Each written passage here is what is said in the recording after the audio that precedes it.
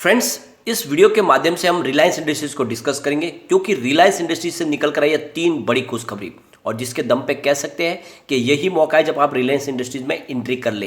काफ़ी नीचे मिल रहा है स्टॉक, काफ़ी समय से स्टॉक अंडर परफॉर्म था, अब यहाँ से तेजी से दौड़ सकता है, तो बिल्कुल एंट्री का मौका बन चुका है। एंट्री यहाँ पे की जा सकती है। वो तो सारी खुशखबरियों को एक साथ डिस्कस करेंगे जिससे आपको भी समझ में आएगा कि वाकई में रिलायंस इंडस्ट्रीज बहुत ज़्यादा मजबूत है इस लेवल पे।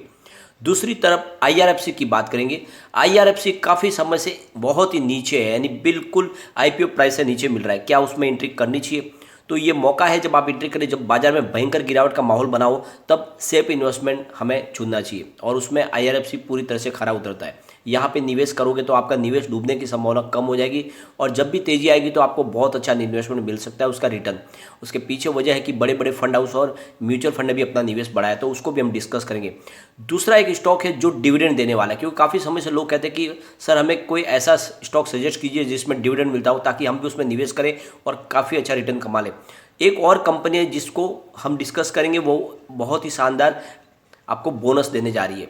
तो ये चारों स्टॉक हम डिस्कस करने वाले हैं, जहाँ पे आपको रिलायंस इंडस्ट्रीज और आईआरएफसी साथ में एक कंपनी जो आपको बोनस देने वाली है और एक कंपनी डिविडेंड देने वाली है। चारों स्टॉक को एक एक साथ में डिस्कस करेंगे जिससे आप अपने हिसाब से चूज कर पाएंगे किस में आपको निवेश करना है। लेकिन फ्रेंड, उससे पहले अगर आप पहली बार हमारे चैनल पे आए तो चैनल को सब्सक्राइब कर दीजिए, एक बेल आइकॉन दबा दीजिए ताकि जब भी नया वीडियो बने पहला नोटिफिकेशन आपको मिले। वीडियो पसंद आए तो लाइक शेयर जरूर कीजिए। चलो फ्रेंड, वीडियो स्टार्ट करते हैं। मैं हूँ आपका दोस्त एस बी दवे और हमारे अपने चैनल ऑनलाइन कमाई में आपका बहुत बहुत स्वागत है। सबसे पहले रिलायंस इंडस्ट्रीज की बात करें तो आज स्टॉक में अच्छी खासी तेजी देखने को मिली, जबकि बाजार में भयंकर गिरावट हुई है। उसके बावजूद भी रिलायंस इंडस्ट्रीज ने तेजी बताई। उसके पीछे वजह यही है कि गुड न्यूज निकल कर आई है। यहाँ पे 2399 का स्तर देखने को मिला है।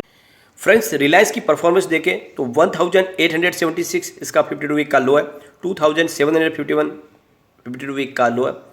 तो फिलहाल स्टॉक ऊपर के लेवल से करेक्ट हो चुका है। वैसे आपको पता ही होगा बाजार में भी काफ़ी ज़्यादा करेक्शन हो चुका है, उस हिसाब से तो यहाँ पे कोई बड़ी गिरावट हुई नहीं है क्योंकि ऑलरेडी इसमें तेजी भी बनी नहीं थी। यहाँ पे जो सबसे बड़ी खुशखबरी निकल कर आ रही है, रिलायंस इंडस्ट्रीज फाइनल कगार पे पहुंच चुकी है सिंटेक्स इंडस्ट्रीज को एक्वायर करने के लिए।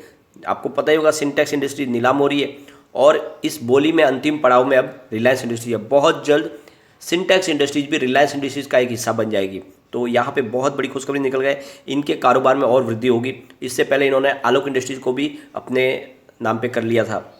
एक और बड़ी खुशखबरी निकल के आले, रिलायंस इंडस्ट्रीज फ्यूचर ग्रुप को पूरी तरह से अपने कंट्रोल में लेने की तैयारी में आ चुकी है। अब ये डील फाइनल होने की कगार पर है। उसके पीछे वजह यह है कि इन्होंने कम से कम 200 बिग बाजार के जो शोरूम थे वो इनके कंट्रोल में ऑलरेडी आ चुके हैं। फ्रेंड्स, साथ में रिलायंस को सबसे बड़ा बेनिफिट मिल रहा है रसिया और यूक्रेन के युद्ध से, क्योंकि ऑयल प्राइस लगातार बढ़ रही है और रिलायंस की सबसे बड़ी रिफाइनरी है और इस वजह से इनके रेवेन्यू में बहुत ज़्यादा बढ़ोतरी हो सकती है। और इस वजह से तो आप देख लो कि बहुत सारी एक साथ में गुड न्यूज है जिसके दम पे रिलायंस में तेजी हमें देखने को मिल सकती है। आज वॉल्यूम भी बहुत ही अच्छा हुआ। पिछले एक महीने पहले इसका 65 लाख रुपये का वॉल्यूम था, 1 वीक पहले 69 लाख रुपये का वॉल्यूम हुआ था और परसों इसका 70 लाख रुपये का वॉल्यूम था। आज 1 करोड़ का वॉल्यूम हुआ, तो काफ़ी अच्छी लोगों ने खरीदारी की है।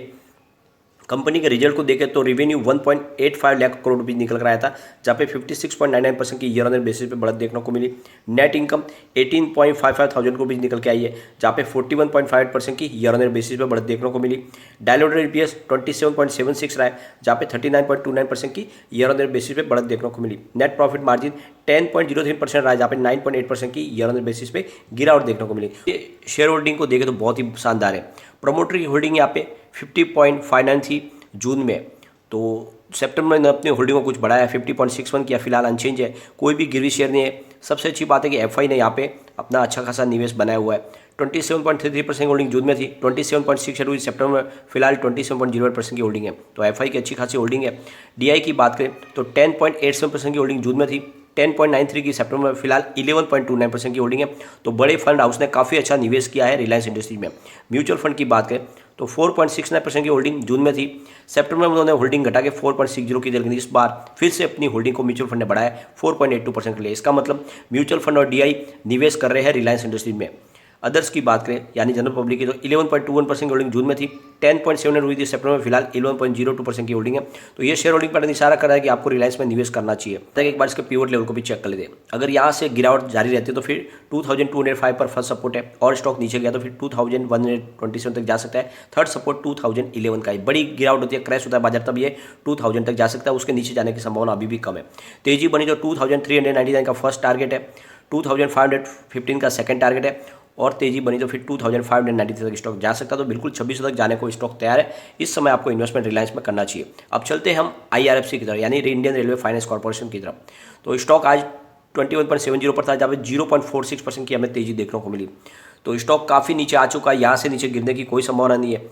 20.80 इसका 50 रुपये का लो है, 26.70 50 रुपये का आई है। फिलहाल स्टॉक 21.70 पर है। आपको इसमें दाव लगाना ही चाहिए। ये बहुत ही मजबूत कंपनी है, रेलवे को फाइनेंस करती है, बहुत ही प्रॉफिट मेकिंग कंपनी है। यहाँ पे आपका निवेश डूबने की कोई संभावना नहीं है, फंडामेंटली बहुत मजबूत है। क्वार्टर 3 के रिजल्ट को देके रेवेन्यू 1.61 थाउजेंड करोड़ रुपये निकल कर आया, जहाँ पे 53.9% की ईयर ऑन ईयर बेसिस पे बढ़त देखने को मिली।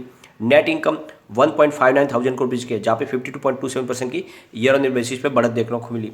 डायलूटेड EPS 1.22 है, जहाँ पे 38.64% की ईयर ऑन ईयर बेसिस पे बढ़त देखने को मिली। नेट प्रॉफिट मार्जिन 99.26% है, जहाँ पे 1.06% की मामूली सी गिरावट देखने को मिली।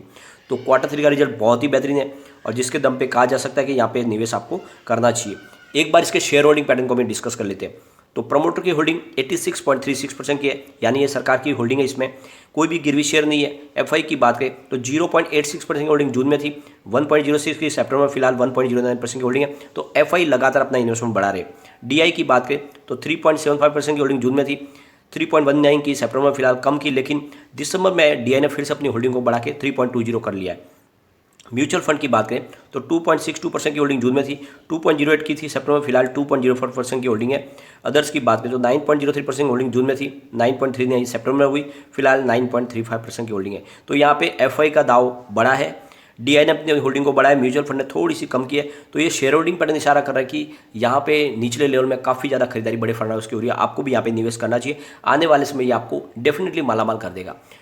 यहाँ पे गिरावट में आपका निवेश बिल्कुल सुरक्षित है, और यही मौका है जब बाजार बड़ी तरह से गिर रहा है पूरी तरह से, तो इस समय आपको सेफ इन्वेस्टमेंट करना चाहिए, और उसमें IRFC पूरी तरह से खड़ा होता है, तो आपको यहाँ पे निवेश करना ही चाहिए। अब फ्रेंड्स, काफ़ी लोग हैं जो चाहते हैं कि हमको बोनस मिले, बोनस के वजह से प्राइस बढ़ती भी है। तो यहाँ पे डीप पॉलीमर्स लिमिटेड है जो आपको बोनस देने वाली है, लेकिन एक बात का ध्यान रखें, ये NSE में लिस्टेड नहीं है, सिर्फ BSE में कामकाज चलता है।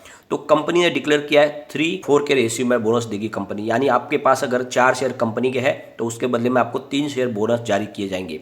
अनाउंसमेंट ये 15/1/2022 को की गई है, और इसकी रिकॉर्ड डेट रखी गई है 9/3/2022। तो इसके पहले अगर आपके पास शेयर होंगे तो आपको बोनस मिलने वाला है। तो अगर आप बोनस में इंटरेस्टेड है तो इसमें निवेश कर सकते हैं। ये बहुत ही बेहतरीन आपके लिए एक मौका है, और दीप पॉलीमर्स में आप इन्वेस्टमेंट कर सकते हैं। लेकिन एक बात का ध्यान रखें, कंपनी NSE में लिस्टेड नहीं है, सिर्फ BSE में आपको यहाँ पे दाव लगाना होगा। अब चलते हैं हम कारोबार की तरफ। तो आज की प्राइस इसकी थी 515 की, जहाँ पे 4.74% की हमें गिरावट देखने को मिली। इसके प्रदर्शन को देखें तो 62 रुपीज़ की प्राइस थी 5 अप्रैल 2021 को। तो पिछले एक साल में इसने काफ़ी अच्छा प्रदर्शन किया। 62 रुपये का स्टॉक 500 के ऊपर है, फिलहाल बहुत ही ज़्यादा दौड़ा है स्टॉक, और इसने अपनी हाई 769 की बनाई थी 4 जनवरी को, ऊपर के लेवल से काफ़ी करेक्ट भी हो गए हैं। तो यहाँ पे एंट्री बिल्कुल की जा सकती है। इन्होंने क्वार्टर 3 का जो रिजल्ट पेश किया बहुत ही बेहतरीन है। 35.85 करोड़ रुपीज़ का इनका रेवेन्यू बना, जहाँ पे 173.25% की ईयर ऑन ईयर बेसिस पे बढ़त देखने को मिली। नेट इनकम 3.11 करोड़ रुपीज़ निकल कर आई है, जहाँ पे 4,830% की बम्पर बढ़त देखने को मिली ईयर ऑन ईयर बेसिस पे। और डायलूटेड EPS 2.36 रहा, जहाँ पे 4,620% की ईयर ऑन ईयर बेसिस पे बढ़त देखने को मिली। नेट प्रॉफिट मार्जिन 8.67% रहा है, जहाँ पे 1,706% की जबरदस्त बढ़त देखने को मिली। तो क्वार्टर 3 का रिजल्ट बहुत ही दमदार है, जिसके दम पे कह सकते हैं यह स्टॉक बड़ा मल्टीबैगर बन सकता है। इसमें आपको निवेश करना चाहिए, साथ में कंपनी बोनस भी दे रही है आपको।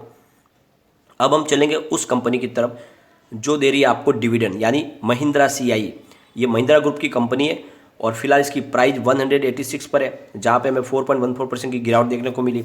और कंपनी के प्रदर्शन को देखें तो ये 298 का हाई बना चुकी थी 16 नवंबर को, और फिर काफ़ी ज़्यादा करेक्ट हो चुका है स्टॉक, और कंपनी आपको डिविडेंड देने जा रही है। कंपनी ने इसकी अनाउंसमेंट कर दी है, 22/2/2022 को इसकी अनाउंसमेंट हुई है। इसकी एक्स डेट रखी गई है 13/4/2022, तो उसके पहले आपके पास शेयर है तो आपको बिल्कुल डिविडेंड मिलने वाला है। कंपनी आपको 25% का डिविडेंड देने वाली है, यानी पर शेयर आपको ₹2.5 का डिविडेंड मिलने वाला है। तो अगर आप डिविडेंड लेना चाहते हैं तो इस कंपनी में निवेश करें। फ्रेंड्स, ये चारों स्टॉक ऐसे हैं जो लॉन्ग टर्म के लिए रखने लायक है। यहाँ पे अगर आप इसको लॉन्ग टर्म के लिए होल्ड करते हो तो आने वाले समय में आपको बहुत ही अच्छा रिटर्न मिल सकता है। रिलायंस इंडस्ट्रीज खुद अपने आप में एक बहुत ही मजबूत कंपनी है, आने वाले समय में आपको मालामाल कर देगी। साथ में IRFC बिल्कुल अंडर परफॉर्म स्टॉक है, आने वाले समय में बहुत तेजी से बढ़ेगा क्योंकि कंपनी लगातार प्रॉफिट में। महिंद्रा ग्रुप की ये कंपनी महिंद्रा CI बहुत ही अच्छी है, यहाँ पे निवेश किया जा सकता है। और दीप पॉलीमर्स बहुत ही मजबूत लग रही है, यहाँ पे भी दाव लगाया जा सकता है क्योंकि रिजल्ट बहुत ही बेहतरीन पेश किया है। लेकिन फ्रेंड, कोई भी इन्वेस्टमेंट करने से पहले अपने फाइनेंशियल एडवाइजर से एडवाइस ले लें या अपना खुद का रिसर्च करें, क्योंकि मैंने वीडियो आपके एजुकेशनल पर्पज के लिए ही बनाया है। वीडियो पसंद आए तो लाइक शेयर जरूर कीजिए और चैनल को सब्सक्राइब कर दीजिए। Thank you.